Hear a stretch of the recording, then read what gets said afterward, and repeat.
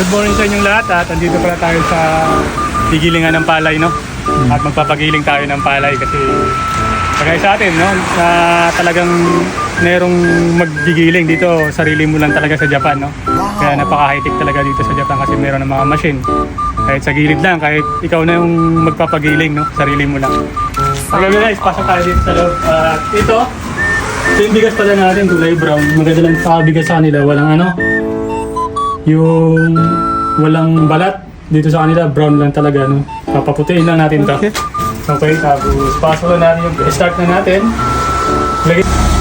Ito yung puti, no? Tapos dito daw yung brown.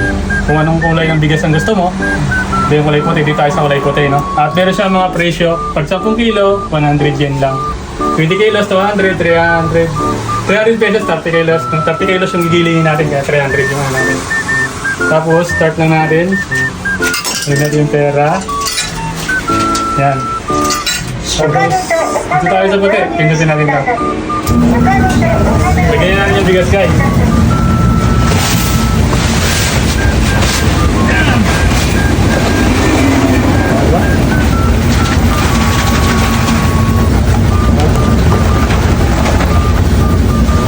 Tapos yan, guys. Sahurd na natin dito. Yan. Pinala ko sa yung bigas dyan sa loob. Tapos, ito. Ito ba? Kapag-nahin mo na yung bigas dyan.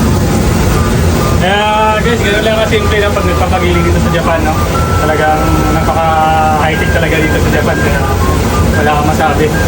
Kaya pag mga gano'n guys, pag bibili kayo ng bigas, makamura na kayo, no?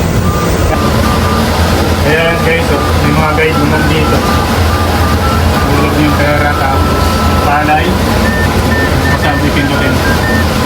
Kaya hindi ka talaga magkakamali dito. May mga guide naman dito. Ayan guys, puno na. Tatangan na natin ito para bumaba.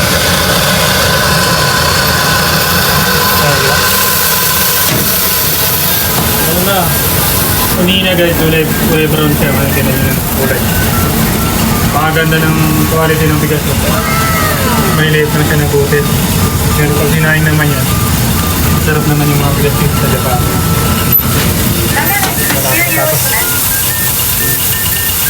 Yun. Matapos din. Mga magaling ng magaganda ulit ng bariya. Makayo isa pa ulit yung pera. Libre na pinito.